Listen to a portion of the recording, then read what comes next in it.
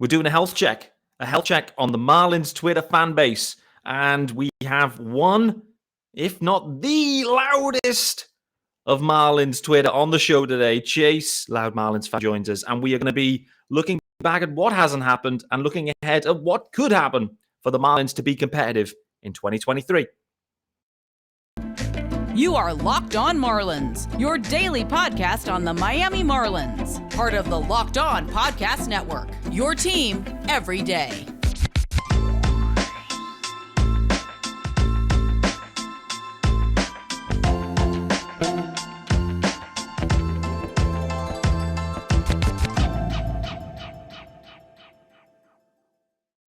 Greetings from England and welcome to Locked On Marlins. This is your daily Marlins podcast. It is the Friday episode. Happy Friday, guys. I am your host, of course, Peter Pratt. Hit me up on Twitter at Miami Marlins _UK. Subscribe to the pod wherever you get them.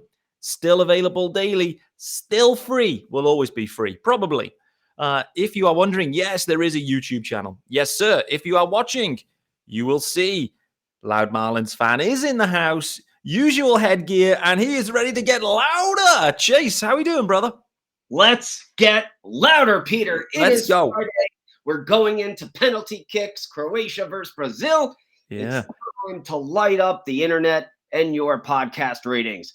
Let's go. Let's go. I need some more. I mean, look, listeners equal fun is what it means. I'm all for more listeners, and everyone's going to be absolutely pumped.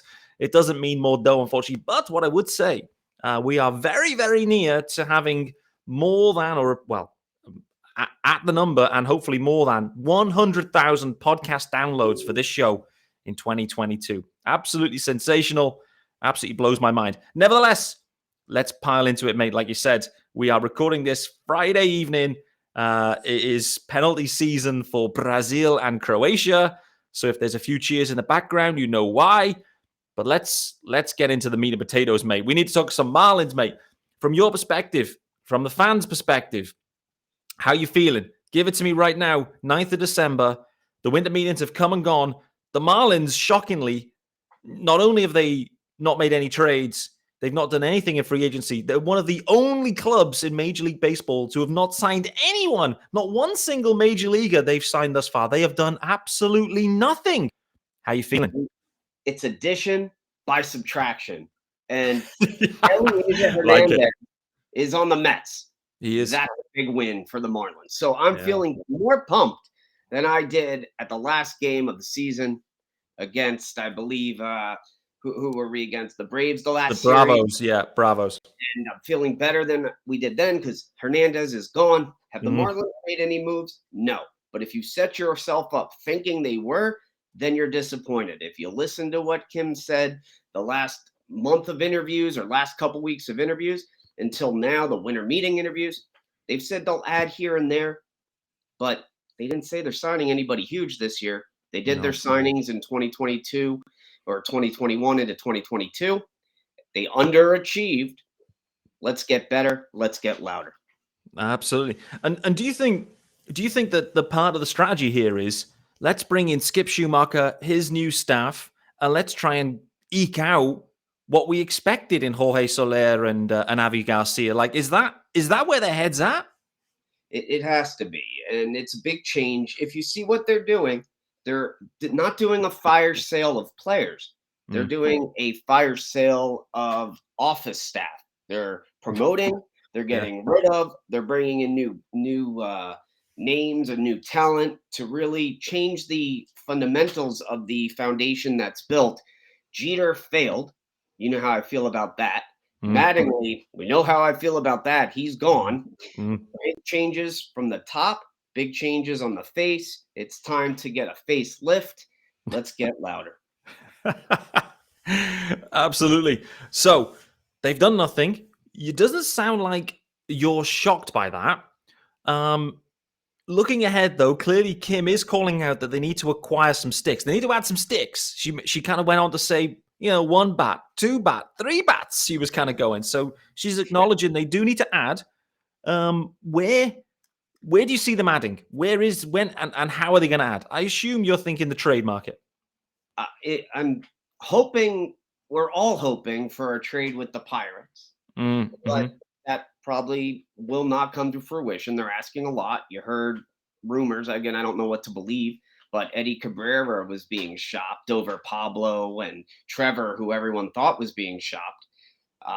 But they're kept the pitching, so we're still good there. And if I was to tell you, Peter, that there's a career 255 hitter who has had 2,500 and change at bats, young, and has 132 home runs, and he's out in the market, would you say bring him in? Sounds nice to me. He's a center fielder, Sounds very formerly nice. of the New York Mets, not signed, injured last year, can be cheaper this year. Michael Conforto is Ah, available. forgot about that name. Not heard any buzz on Conforto. Obviously missed the whole of 2022. I mean, why not? What kind of deal is Conforto looking for? He's probably looking for, maybe a 1-year prove it. Maybe he's looking for a Bellinger It, extravaganza, like 15 mil and, sign for 1 year. I don't know. I can see him coming back to a 1 or 2 year deal with the option for the second year being a Mm-hmm. player option, something sort of like the Soler deal. Maybe overpay the second year, but hope he does well that first year and wants to opt in. Mm, That's the kind of player that the Marlins historically love yeah. to bring in. The injury prone player coming off cheap, can do well and make this team better. We were in on it last year. You could search the web. Somewhere in there, one of the Marlins reporters said it, but then the injury news came out. So that could still be part of the plan. Yeah, it could be. I mean, talking about free agents, I would say that the most buzz we've heard on any free agent that's not after the fact, in that we heard that they were in on Bellinger and they were in on Bell, but that was after the horse had bolted. What we have heard is the Marlins are serious about Justin Turner. Brian Anderson gone. The sex god is no longer with the Marlins. Justin Turner, I mean, listen, from an age perspective, it's probably not the optimal time, but you can't deny he's, from what we've seen in 2022, he's still got it. You happy with Justin Turner? It appears that baseball has changed where they want to pay older players to stay in the league. Mm. Yeah. I mean, you look at the Mets signing 38, 39-year-old pitchers. I don't care Yeah. how good they are. Age doesn't change. Starling Marte showed last year he's going to get injured. Sign that big contract. Justin Turner, bring him on. It's not the Turner that I wanted. You and I discussed Trey. We wanted Yeah. Trey from Boynton Beach, Florida. My neighbor. Not really my neighbor. That'd be cool. But I like Justin Turner. He brings championship mentality. He brings a stick, and we have a young team that he can help make better. Yeah, no doubt. I think the to your point, the fit, all of those attributes fits nicely. The challenge is to try and sell him the Marlins. Like when you kind of go, hey, come to the Marlins. We've had a couple of rough years, but we got Sandy. What do you think? Like that's probably it. They need to get the sales deck, the sales promotion, the PowerPoint ready to rock and roll to say, hey, come to Miami, baby. This is the dream. I think that's the challenge they face. I offer my services for free to There we any go. Miami Marlins staff listening. I will recruit for you. I may be 5'3", 137 pounds, but this loud voice will bring in anyone, and I could sell your team. If it was ice, I could sell it to an Eskimo. Let's do it. Oh, baby. Big claims here. Talking about big claims, it's time to let you know about our good friends over at Built Bar. So let's pause there for a second. And, well, you've got to try this. And I'm talking about Built's new bars. Reimagined flavors, cookie dough topper, coconut brownie bar, coconut brownie topper. Oh, my days. Absolutely sensational. White chocolate, peppermint granola. It's Built's take on granola bars. So it's more filling and still insanely tasty. And candy cane brownie puff.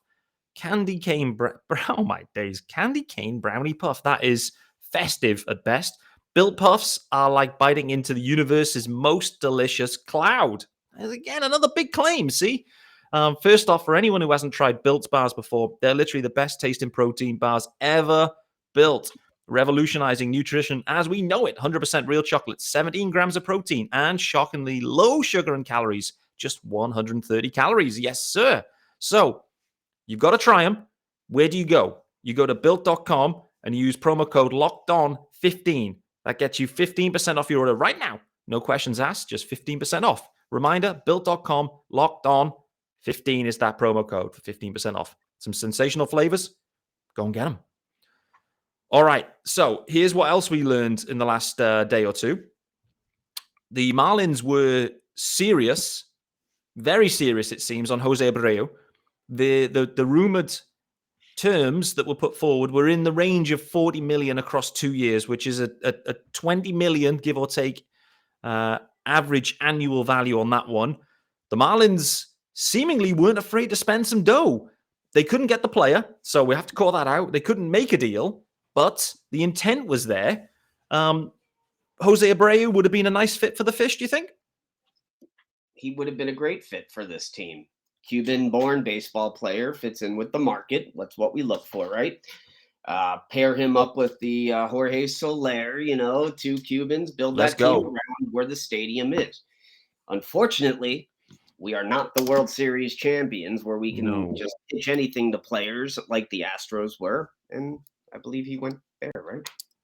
He did. I mean, going back to that point of, well, Miami can be a tough sell. You really need to get the PowerPoint deck going. You need to get Chase in there, with the loud vocals. The Astros is a bit of a different situation where conveyor belt of studs over the years. The core is immense. They've just come off the back of a World Series victory. I mean, there's a lot to like there, and they clearly had a spot open at first base. Like, in reality, it's a fantastic fit, and you can clearly see why Abreu would get there.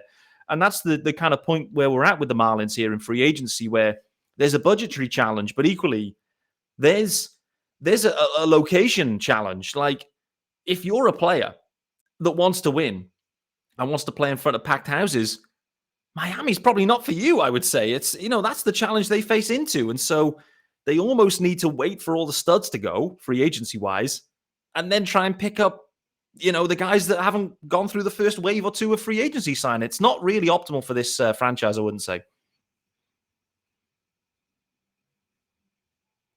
Hold on, I've lost you. You're on mute. There we go. Yes, sir. There we go. The least amount of our problems today. He was too loud. He's had to mute himself down.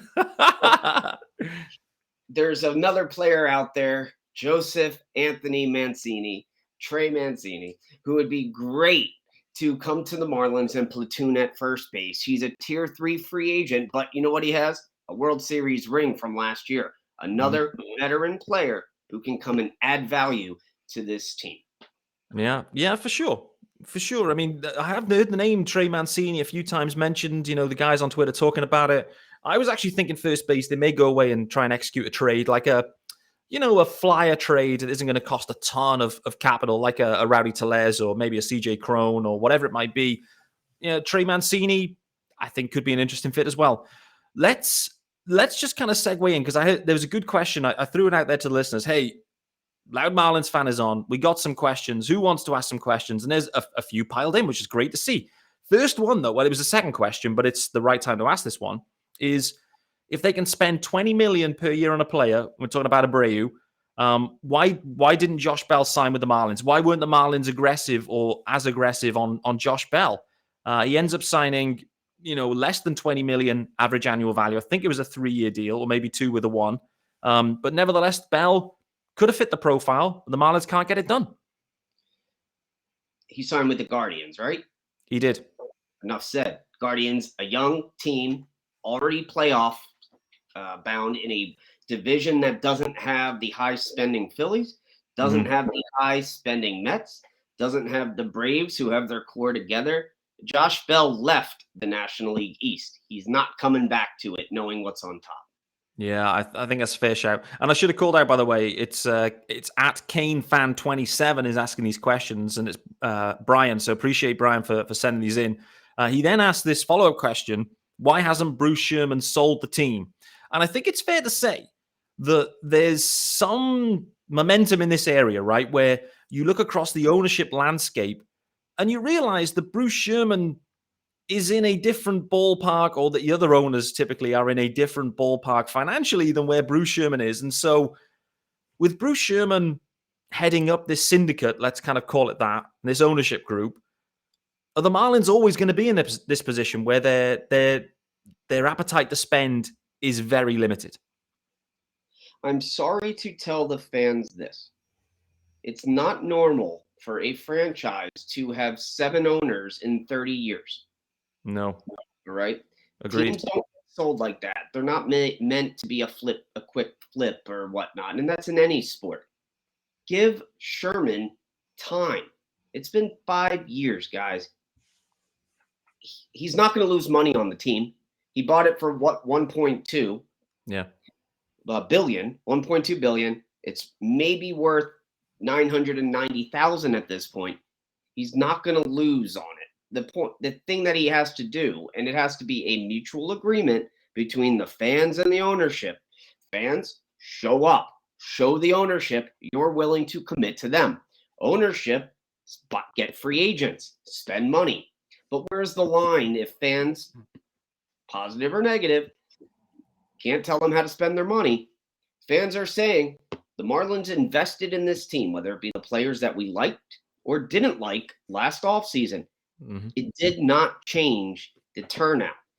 Again, wasn't those big name free agents, but they spent guaranteed $80 million, $89 million to 2 players over the 4 or 5 years. Fans didn't show up. I hate to blame fans. I won't. But it has to be a symbiotic relationship to say, we will show up, you spend money. He spent the money, we didn't show up. I think I understand where you're going with this one.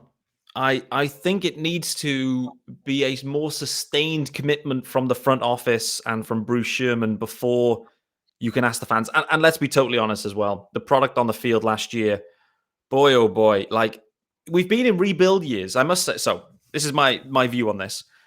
In the previous rebuild years, there was like a lot to like about those teams. The different storylines coming out, the way they played. Last year, though, was probably the hardest year of watching. Like, it was just so hard to watch. Like, unimaginably hard. They were, like, historically bad offensively. And I just don't know. It just went wrong so badly. And actually, I found the years where they had probably less talent available, I found them more interesting and exciting versus last year. You asked me a question one of the last times I was on, and you said, which season was more difficult, the 2021 season or the 2022 season? And I agree with you. Last season was rough. We had expectations coming off those signings that happened in the offseason. Again, wasn't the big names we wanted. Honestly, I never heard of Avisaíl Garcia before he was a Miami Marlin. And that's because I, as I've said on my podcast and around on Twitter, I'm a Marlins fan. I pay attention mainly to them until the offseason when I read about the free agents. He was not on that list of people I knew much about. No. But that being said, the owner spent the money. Let's not talk about after July. That's when things had headed down. April was a winning month. May, it was a Don Mattingly type month. Then June, we picked it back up. We were 1 game out of 500 again before we went downhill come mid-July, and we're totally out of it by the deadline, if we remember what. And then after that August, that was a rough month. But the fans did not come out in the 2 months that we were competitive. 2 to 3 months we were competitive. So I don't want to hear, oh, this team, that excuse, this team didn't improve. We were in the running for this division and over 500 going into the middle of May. And then again, we started coming back up in June. It was a fun team to watch, especially that team that I believe it was the Arizona game where we scored like 11 runs in 2 innings or something to that effect. They came back hot. Fans still didn't show up. And I know people like me love the team. I don't live close to the stadium. I can't make it out daily. But if Miami shows up, the ownership will spend money. Yeah, it's a tough one. The reality is people haven't shown up for years. And I think, it has to be a sustained winning product. If even that, like the question is more generally, are people ever going to show up for the regular season for the Marlins ever, no matter what's happening? Like, is there enough buzz around that it's a question I can't answer right now. But the regular season's so long. The 81 home games is so many home games, and maybe people have got other things to do. I don't know. Who do they need to bring in to push attendance? And I'm asking this as a general question. You bring in Aaron Judge, let's say, and gave him the $360 million over 11 years. You bring in Judge, sure, the casual Yankee fan may show up, but he's no longer a Yankee. They're still rooting for the Yankees. They don't care about the individual player after he leaves their team. What player would drive attendance down here? You had the Cy Young winning or in competition at the time, the best pitcher in baseball, pitching every 5 days. Sure, you had Sandy's Beach, which I may or may not agree with the way they set it up, but you had Sandy's Beach, you pushed a few hundred tickets, but you had the best pitcher in baseball, and that couldn't drive revenue. Only Dontrell and, rest in peace, Jose Fernandez drew fans and drew revenue in the franchise history. So how much money do they need to spend? Question. Who do they need to bring in to get your attention in Miami? I'm not talking about the fan base in Broward. I'm not talking about the fan base in West Palm Beach. It's difficult for us. Many do it. I commend them. Miami needs to show up. And that I'm sticking to. Sorry to change the subject, but I'm challenging Miami residents. If you can afford a $10 ticket, I know for a family of 4 or 5, it gets expensive, but to the young generation who has the expendable cash in college, high school, go to more games, drive revenue. I challenge Miami to do it. No other count.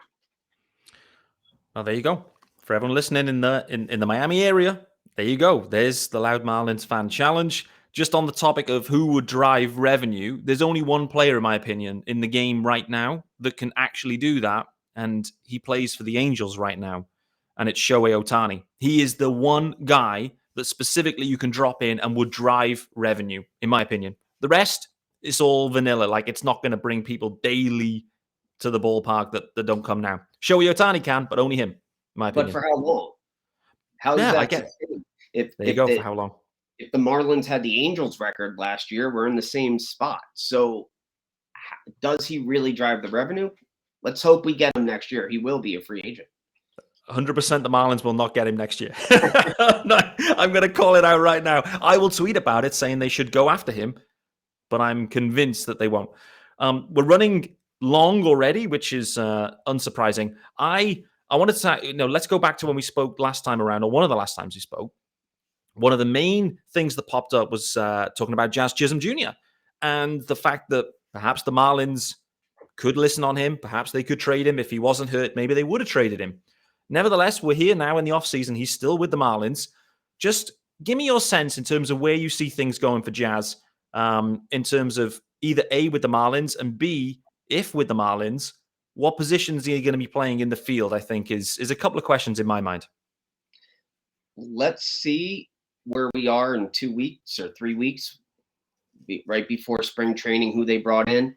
I see Jazz still at second as of right now. If you want an answer now, he's a better second baseman, played in the majors second base for the last couple years. When he's played shortstop, he's had a few errors.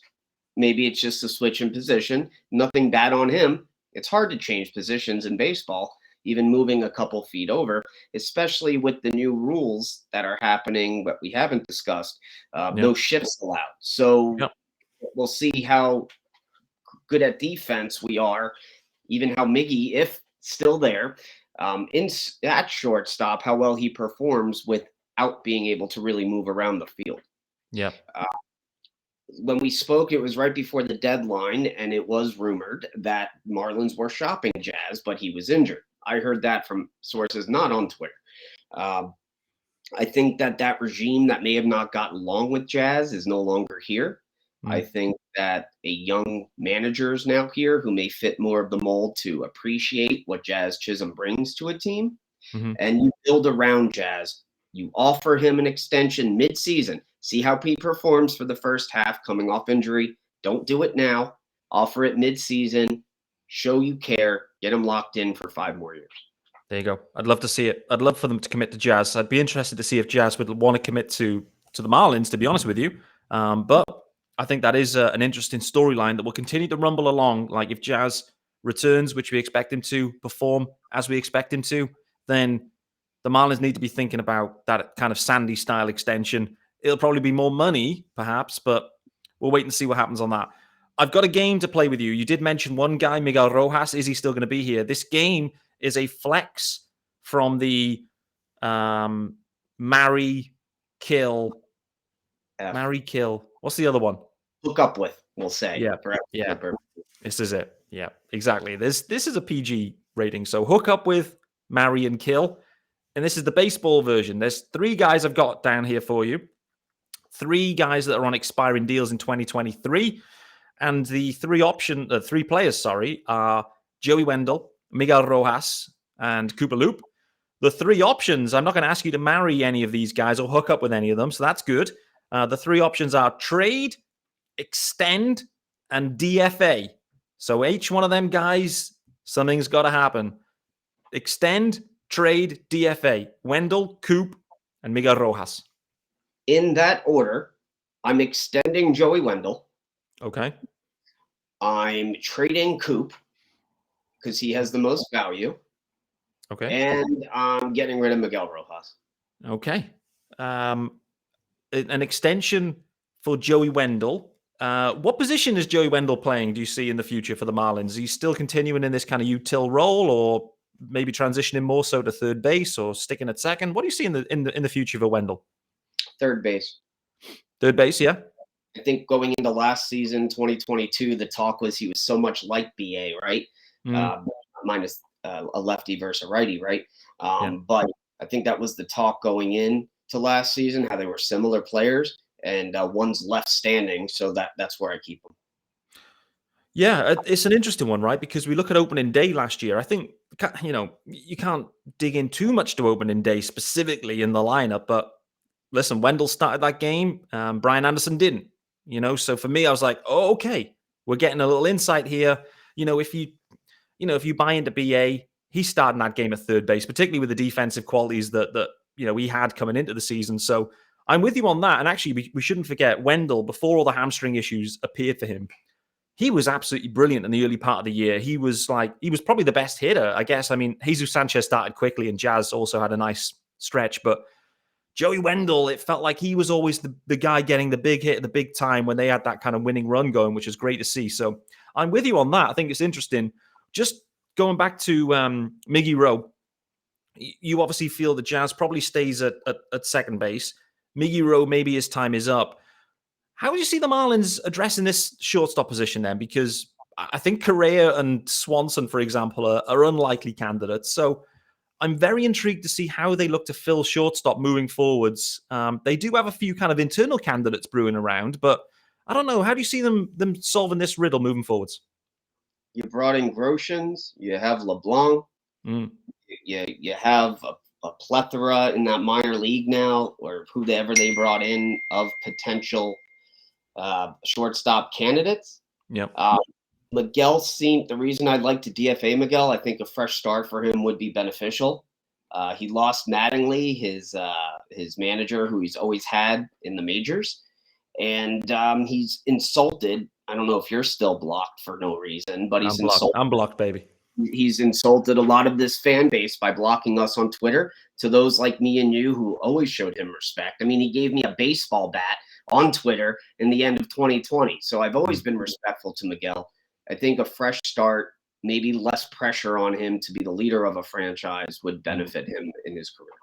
Yeah, me too. I feel the same. I feel like his time is run in Miami, and it'd probably be a good time to freshen it up. And, like you could see last year that there was certainly a battle, some sort of internal battles with Jazz and a few of the guys and whatever. And I think it was pretty clear there was quite a strong rising behind Jazz. I think that was kind of the moment where it was like, oh, okay, there's a bit of a power shift now. All of a sudden, everyone's going, actually, yeah, we should probably rally around our best player, which kind of makes sense. We want to win. Like, we're playing the game to win. This isn't politics.